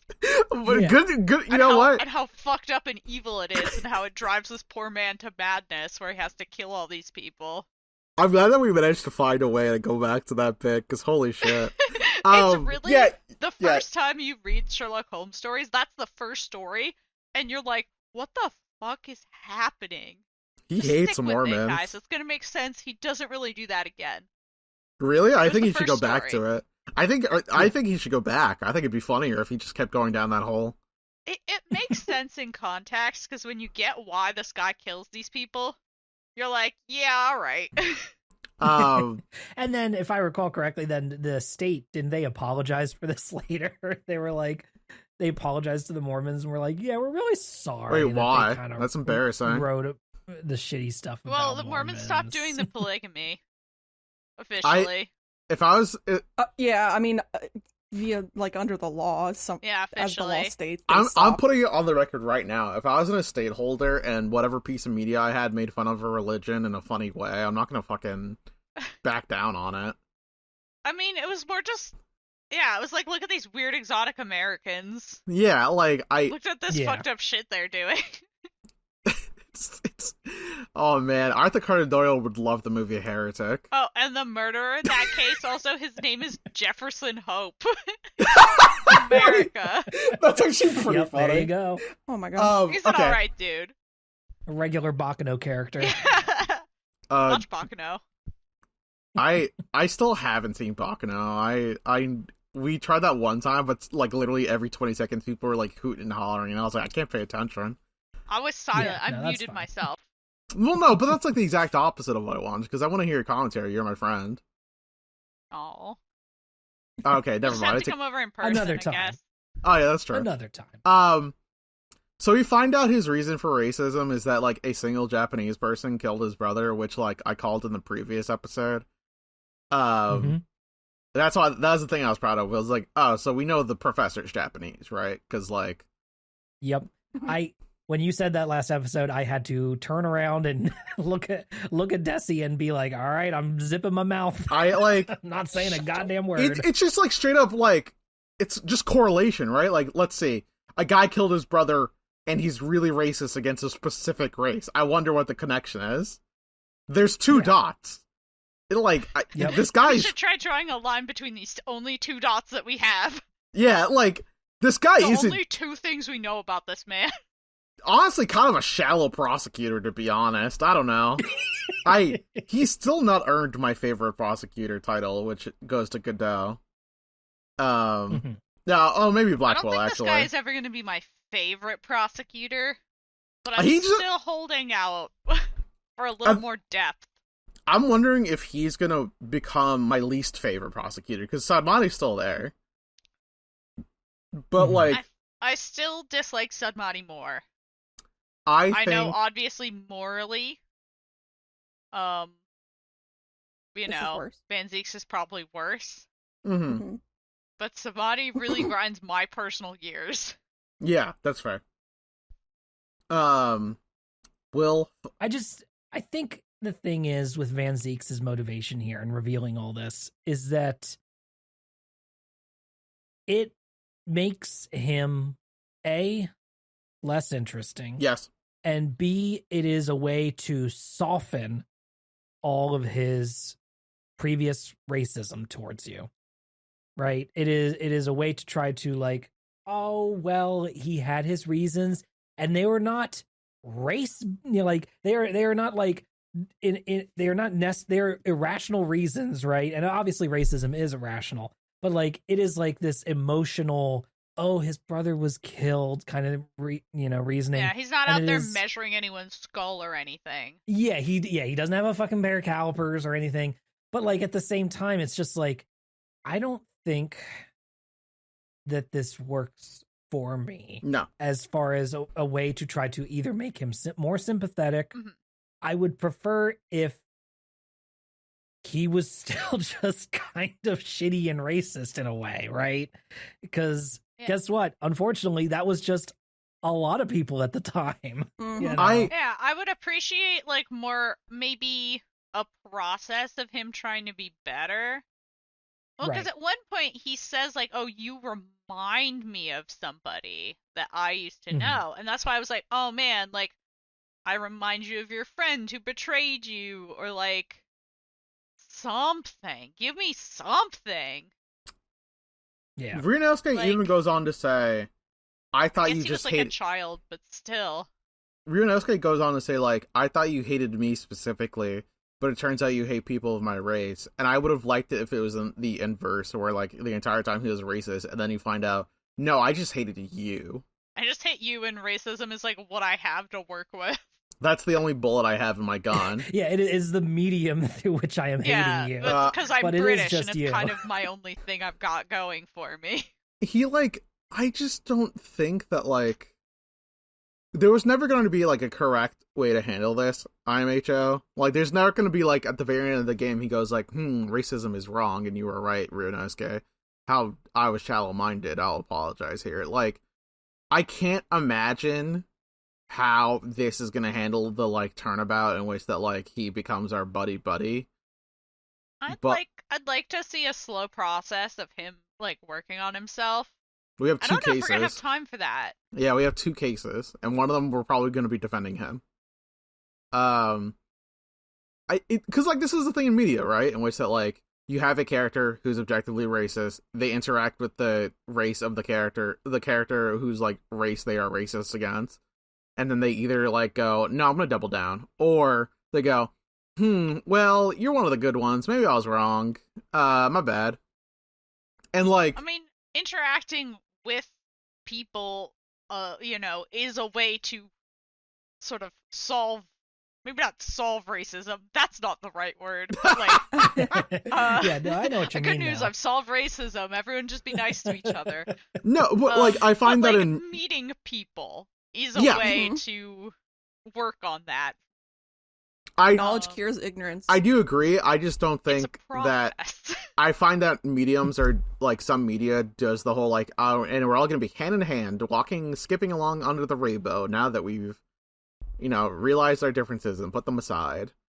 Walking through the valley of the shadow of the sun with the sunglasses. Holy shit. I did not know how we were going to end that sentence, but I did not expect that. I'm gonna think about that for a little bit. I can't. Well, we're not holding his hand and skipping yet. I just think that if he offers me his hand, I'm gonna bite it. Like, you still cause me a lot of fucking grief, and I hate you. And calls you a lot of mean names. I wonder how he's gonna treat Kazuma now that he knows his apprentice is Japanese. I'd like it if he said sorry. I would really like it if he goes on a 5-minute tirade about how sorry he is and grovels. That is the only way that I could think that I would forgive him. I guess he'll at have this to point. save his life in court. I'm gonna need him to actually. I'm gonna need a voice cutscene where he straight up goes, "I was incorrect. I was a huge asshole. I shouldn't have done any of that. I need complete and utter remorse." And I don't think I'm gonna get that. So I've already written this dude off. But maybe the last 2 cases will surprise me. I'm willing to let him try. Yeah. So after the face is revealed, and we get all of Van Zeeks' backstory. And he's just a guy, too. It's just some dude. Do you think? Yeah. Do you think? There's this moment, yes, after the mask is taken off, there's a moment where it's like, I have no and like idea. Ryunosuke and Susato just go, well, he's Japanese, just like us. I really like. And it's guy. like, yeah, I guess so. I really liked how Van Zeeks was like this monster, and it's like that's just a guy. Maybe that's the real secret. Maybe the real monster I saw is just a guy a like guy. that on the bus, like, today. Does anyone think that Cosmo's dad's got something going on? You know what I'm saying? Like, that wax figure. Like, damn, Madam Two Spells, you really do know how to fucking work the craft. I mean, out of the collection of dad figures that originally went on this trip, I don't think he's got anything on Professor Mikotoba or the Judge. No, I think, obviously, this is the weaker of the 3. That's why he was driven mad. Because he knew the other 2 students are gonna be DILFs! Yeah, I'm not gonna be as much of a DILF as them. Alright, I gotta make a name for myself. I got 2 DILFs on this case. What do? I'll kill the rich. I'll kill the That's how I'll it's make as simple as that, folks. That's how I'll make my DILF name. Oh my fucking god. Yeah. Oh, Jesus, Mary and Joseph. Yeah, Cosmo gets his memory back and he slices this wax figure in twain. Is he gonna fucking pay for that? Yeah, I'm not telling her. I'm not telling her. She's gonna kill us. I think we said in the Let's Play that it was a clean enough cut that they could just like heat it up and kind of rub it back together. It'll be fine. I hope so. It doesn't fuck up the face, so. Yeah. The face is the important He did it part, like shoulder to rib, like across. Yeah. Yeah, It'll be I'm okay, running I though. think. Yeah, it's not my fault. Kill me. I didn't do that shit. Yeah, Straight up, I didn't do that. What do we think about Cosmo's new fit? He watched a little bit too much Princess Utena, I think. Okay. Oh well. Do I you think that's fine. I think his fit is okay. I'm just wondering who dressed him. Was it Van Zeeks or was it Strongheart? he still had all his memories for that. He was in the in the tailor, just like this, and this. Yep, these are my measurements. Let's go. And then he got That's amnesia. the only thing I remember. I Don't just know what a like spoon is, but And they're like, and how are you gonna pay for that, sir? Sorry, what's that? what's payment? I have amnesia. I'm sorry. Yeah. I don't know anything about that. Disco Elysium This guy will text. take What care is of it. Motions currency? and Van Zeeks. What is currency? Oh my god, Van Zeeks had to pay for the fucking fit. That's so funny. Yeah. Oh my god. Do you think he paid for the mask? Did Van Zeeks just have that on him? no, Strongheart gave that to him. No, Strongheart gave him that was the probably mask. Strongheart deal. But Yeah. it's normal for you to provide food and clothing, etc. for your apprentice. That's standard and expected. Strongheart Yeah. was like, I gotta adjust this twunk real quick. Give me some time. He put the mask on because he knew that if Van Zeek saw that he was a Japanese, he probably would, Be racist. be racist. I really wanted to let it keep hanging in the air for a little. No, I couldn't leave it hanging. I agree, but like, what's he gonna do now? Like, he's gonna go back to the house, and then like Cosmo's gonna be like, "Say, hate Japanese people, huh?" And Von Zeeks was like, "Did you even I know don't think you're?" he's going back to the house. I just imagine Von I Zeeks think being he's like, out. "Did you even know you were Japanese?" Because he had amnesia. He might not even know he was Japanese. Yeah, that's really funny to think about. But what if they all? Okay, hear me out. Von Zeeks and Cosma has bunk beds. I don't think that's how that works. Why not? It can work because Van Zeeks had a brother. Oh, you know what? You're right. He took his brother's bunk. Yeah. Did both have a brother. both of the bunks look like coffins. And Sure. Yeah. Wisdom, when- the wisdom of being the older sibling, or no, the hubris of being the older sibling is wanting the top bunk when you're kids, and then when you get older, you realize the bottom bunk's just like way more convenient. yeah, that's Yep. so that's why Be like, I Cosma. can't fucking have a glass of water up there. I was smart enough to know to take the bottom bunk Mhm. because I could put posters up right above me. I took the bottom bunk, and that's where I played the Yoshi's Island on my Game Boy Advance. It was the right place. I took the I had a bottom bunk. bulletin board on the wall, Ooh. so I could hang my posters. My walls were covered in My Chemical Romance posters at that point. Van Zeeks just has a poster that says "Be racist," and Cosmo has a poster going, "All right, so here's what a poster is." Except racism. Explain the concept of Yeah. a spoon. Explain the concept of a spoon. I like how you've invented this version of Cosma who has not all of his knowledge except for spoons. Maybe when he gets his memory back, he remembers everything, but the spoons still elude him. He goes out to Gelato and he's like, "So do I just lick it?" And fucking Rinowski's like, "No, I got you something. Here's this." And he goes, "What's that?" It's a scoop.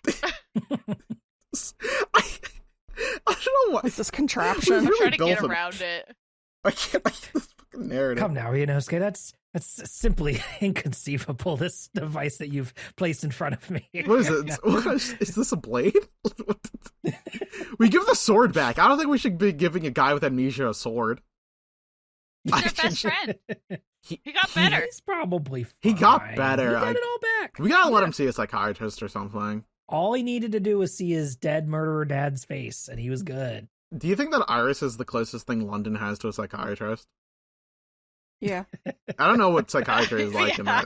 in that time period. I think that Iris is probably the only one who can handle it. Not good. Because psychology wasn't invented yet. Freud might have been up to stuff. Dude, I wish Freud was here. We'd have really funny conversations to talk about with. I hate that guy. Freud is an ace attorney witness on the Oh stand. my Yeah. god, I could Jesus. get him actually. you convinced the court to kill Freud? I'd just make him miserable. I forgot to mention earlier that we got some new music. I don't know if anybody caught up on that, but we had a new tune during the This late in the game. during the moment when you let when you insist on pursuing Scythe further with more testimony. Did notice that there was more music. I didn't pay get some attention brand to new this tunes shit. there. I was tired. To we be had a fair, really cool I didn't rendition. quite pick up on what was different. I was just sort of like, sounds a little different. Yeah, no, it's like just a pursuit theme that's just kind of like the intro bit, but extended, right? Mm-hmm. And kind of expanded upon that, so that you can kind of have this energetic bit that doesn't break into the full chorus yet. Mm-hmm. But and then we get a really cool, like, optimistic, like, version of Cosmo's theme as he gets his memories back as well, which is kind of fun. I really wish that he was dead and it was Spirit Medium, because I don't think we're gonna have Spirit Mediums in this game. Damn. That's what I'm saying. Maybe Ghost. It does seem like so far we haven't had a lot of or any magical stuff showing up here. We almost had fucking teleportation, but we didn't. Taken too young. I don't think we did. It would have been sick. I don't think we almost had it. I think it was never gonna happen. Yeah, you're right. So Cosmo's back. We know why Van Zeeks is a racist. It's a lame reason. We prosecuted a MILF. Professor Hairbrain got off. Trevor is gonna face some crime, I think. And we have effectively ruined Scotland Yard's reputation by revealing that they completely botched the professor's execution. But we also learned that the professor was Japanese, and that the entire reason that his identity was hidden was because he was Japanese. And if that was revealed to the public, it might have been a war, which I think is a little extreme, but what do I know about politics? It was a sensitive time. They were signing treaties. Yeah, I don't know much about, like, 19th century fucking politics. Or is it 20th century? No, it's 19th century. The turn of the 20th century. There we go. The turn of the 19th century. I thought it was the turn of the 20th century, because we're in the 21st century right now. I'm sleeping. Okay. No, that's fair. That's fair.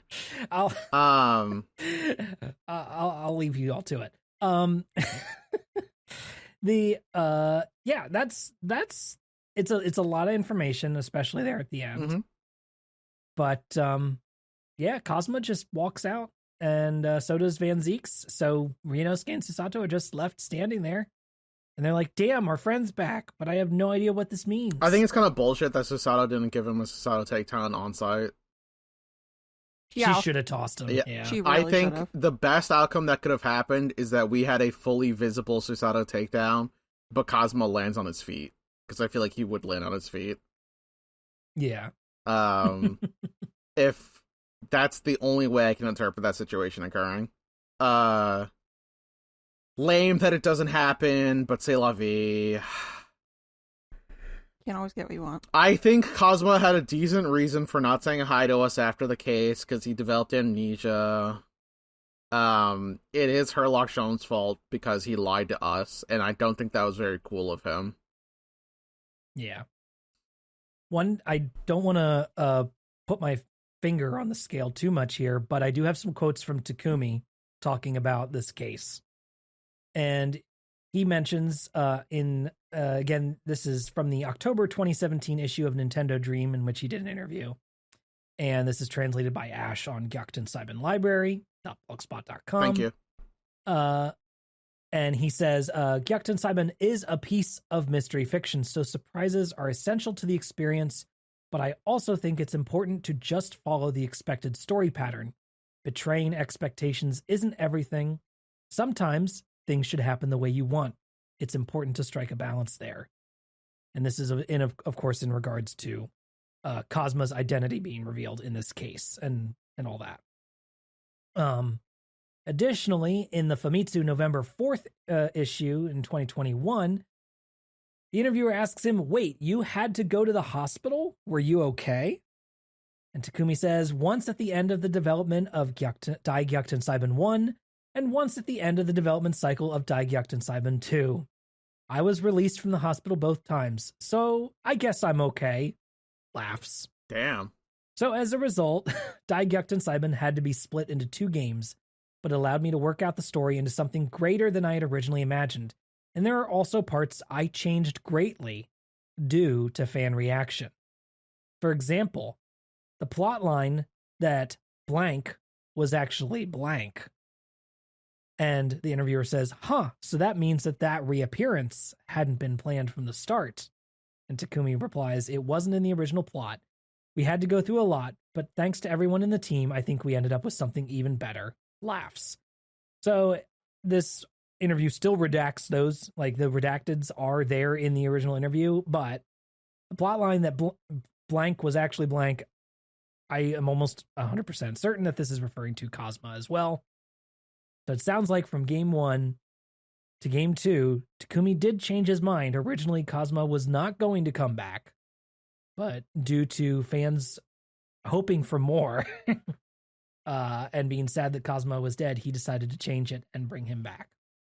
That did seem to be a change that happened post the first game releasing. So, Takumi, you've created a world in which that ghosts are real. And instead of choosing to do anything with that, you just decide to do, like... Probably would have had to change a lot to make that work. Just introduce a single spirit medium to London, a place where famously they love the occult. That's true. The Victorians fucking love that shit. I feel like it would have been super easy to introduce a spirit medium into the plot. But to change the story this late, like that much. What do you mean this late? They changed... They already re-added Cosma. I just think that instead of adding Cosmo, they could have gone the spirit channeling. You're trying to send Takumi back to the hospital? I don't think he had enough time there. I think he's still sick because he had a bad idea. Oh my god. Yeah, Jesus. Sorry, Takumi. Takumi-san, if you're listening, I'm just a fan, and you don't have to take anything I say seriously. I'm just gonna write my AU, and that's fine. Yay. If you're a writer and you hear like a fan of yours complaining on the internet about how you handled the plot, they should watch The Menu. And yeah, you know what? The Menu was fun. So I think that if they're fucking complaining about something, why don't you pick up the fucking pen? So the solution is that I'm simply going to pick up the pen. Okay. Thank you, Tiago. Get in there. Yeah.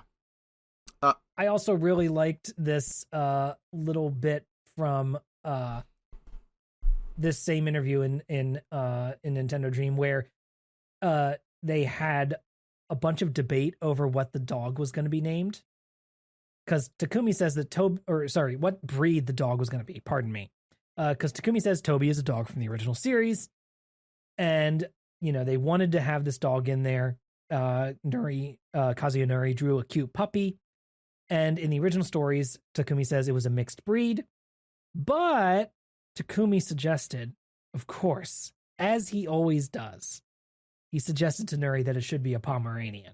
That makes sense. And Nuri says, well, you have one as a pet, right? But I thought a Pomeranian would be too cute for Gina. It wouldn't fit the atmosphere of the game, so I said no. And then the producer, Mr. Ishiro, came over and suggested a corgi. And Ishiro says, yes, I have a corgi at home. Yeah, a corgi. A corgi. And then Takumi says, I had a reason for my suggestion. Pomeranians were super popular back then because Queen Elizabeth had them as pets too. And Ishiro goes, well, corgis come from Great Britain too. Very all notable laugh here. Corgi haver. Yeah. So they were both just arguing to have their preferred breed as the dog in the game, and neither of them got their way because Nuri correctly decided to make it just a, fluffy, black puppy then. It's a chocolate lab. Yeah. It looks like something that's kind of vaguely doodly. Yeah, it does have a little bit of a doodle vibe with how fluffy it is. When you say that, do you mean like it looks like something that like someone drew, or do you think that it looks like a doodle, like a doodle mix? Like Got doodle, it, understood. Yeah, like the kind of dog that you go, that's something doodly. I just think doodly or poodly? Doodly, like because a doodle is a mixed breed already. Yeah, but it's a very recognizable mixed breed. Yeah. Cute dog. Love dogs. And then one other thing, I don't know if I mentioned this yet. I might have said it before, but Thomas Romain was involved in some of the backgrounds for this game. Who's that? In Famitsu's August 10th issue in 2017, Nuri mentions that he came up with the idea for this case being at the World's Fair, right? Mm-hmm. He was like, we should have one that is at like an exhibition out in the open sky, right? And Takumi normally always puts his mysteries in a locked room or something like that, way more conducive to a murder mystery scenario. And Nuri was like, no, we got to do one that's outside so we can finally have some big blue skies for our backgrounds. And then Nuri, to quote, when it was decided that we'd use the World's Fair, the first thing I thought of was to ask Mr. Thomas Romain to design some inventions that had character. Mr. Romain's designs of mechanical devices have a unique feel to them, so I was convinced that his designs would fit perfectly with the futuristic atmosphere of the World's Fair. He came up with designs that ingeniously balanced the realistic and the fantastical. Takumi adds, as you can tell from his name, Mr. Romain was born abroad, and foreign backgrounds just seem more real when drawn by a real foreigner. Thomas Romain, if you do not recognize the name, is a French animator who created Code Lyoko. Oh shit! Oh, and did fuck work yeah. did work on a bunch of Japanese what? anime such as Basquash and Space Dandy and a bunch of other shows. Code Lyoko So, has some sweet ass background paintings. I do Yeah, like so Code Lyoko. So he came in basically and did a bunch of illustrations for the backgrounds that were then turned into 3D designs for the actual final game. So he kind of did the concept art for those backgrounds. So yeah, it's a fun little connection between French animation and Japanese game development there, which I thought was kind of neat. Dude, shout out to Code Lyoko. Yeah, that's sick. That's sick. Since we got a lot of steampunk in the backgrounds in this one, I thought this was a good time to bring it up. But yeah, I think those are most of my little, interview and background notes here. Some of them I can't bring up until we get, closer to the end, unfortunately. But yeah, any other last thoughts about this case then, I guess, before we wrap it up here?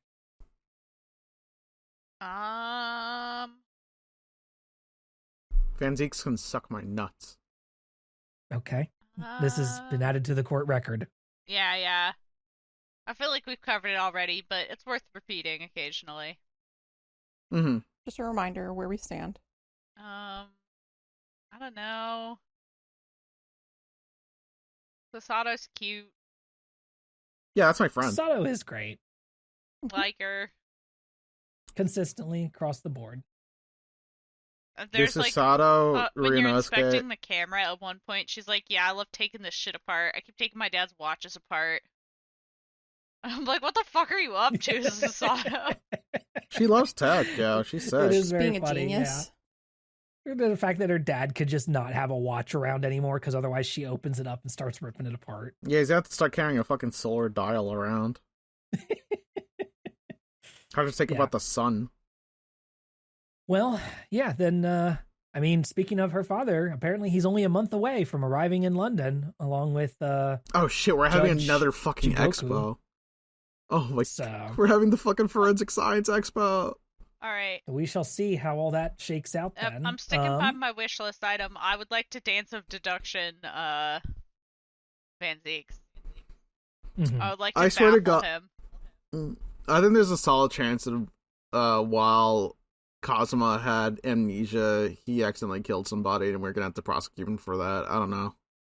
That's just like I don't even understand where that could come into play, but I think that is a plot point that could happen in Ace Attorney. Sure. Yeah.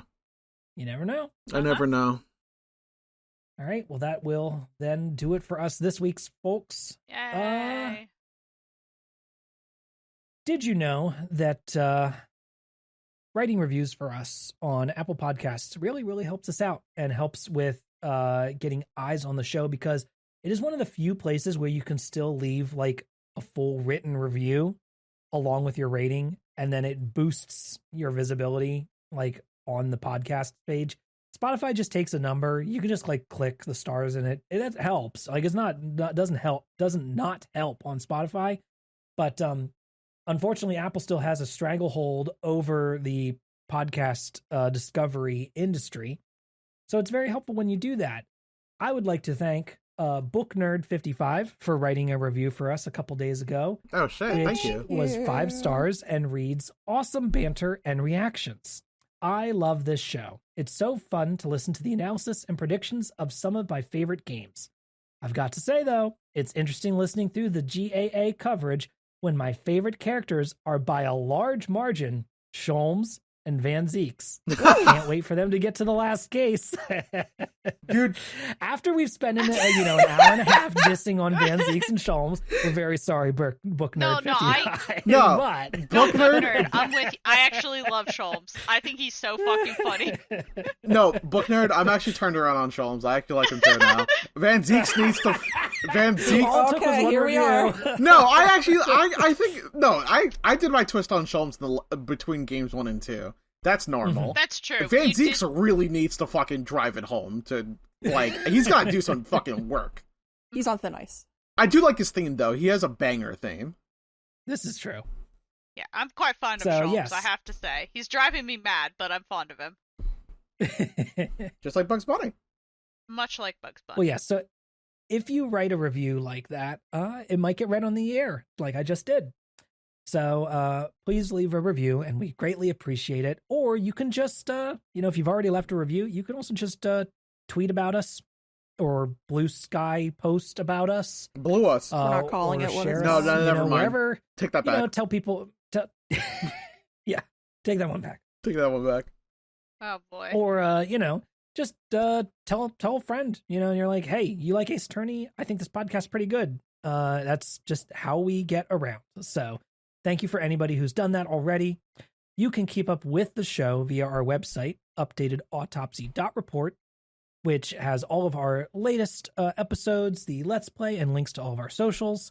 If you want to go directly to our Let's Play with Dessy and I playing through the game, you can go to youtube.com/@Yotzaben, which also has some other Let's Plays that we've done for other games. You can follow me on all social media @Yotzaben. Dessy, where can people find you? Blue Sky if you look really hard. And Tiago. You can find me @Tiago S. Dutra on various social medias. I thought about doing as a bit, just doxing Dess's Blue Sky real quick, but you basically did right there. How did I didn't do that though? I didn't say what your Blue Sky name is, so it doesn't. You sort of did.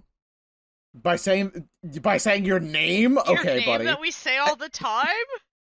yeah, come on. That's a stretch, Des, even by your standards. No, listen. Okay. If they look really hard, I'm sure they'll find me. What do you mean look okay, whatever. She acts like she's obscure. I'm going to bed. I'm not acting like I'm obscure. It's easy. Just think about it. Oh my god. I was on Blue Sky very early. Yep. We'll find you very quickly. And Rose. You can find me at Rose Nonsense on various social media websites, including Blue Sky. And you can also find me at the grocery store looking to purchase a single lemon. One? Just one. I need it for cookies. Mysterious. Are you making lemon drops? No, I'm making cookies, but I'm putting lemon zest in them. Ooh. Delicious. I've been trying to purchase a single lemon for a while, and I keep forgetting it. So this is definitely not going to help. Yep. If you're in Boston and you see somebody trying to purchase a lemon but they can't do it, purchase it for them. Yeah, help me, please, listeners. Yeah. I'm struggling. Listeners, please. Well, yes, thank you, everybody, so much for listening. Like I said before, we hope you'll rate and review us on Apple Podcasts, Spotify, or your favorite podcast platform. Thanks for listening. It's been another year, and have yourself a good Happy New Year. I hope your holidays were good and everything too. Year. And hey, who knows what the new year will hold for us as we finish up Great Ace Attorney 2. We might have some more news on that very soon for you. Next time, we will be playing the first half of Twisted Karma and his last bow. I swear, what if he dies again? what if Kazuma dies again? I don't know, what if it just happens? All right, we'll see you next time, folks. Bye. Bye. Bye.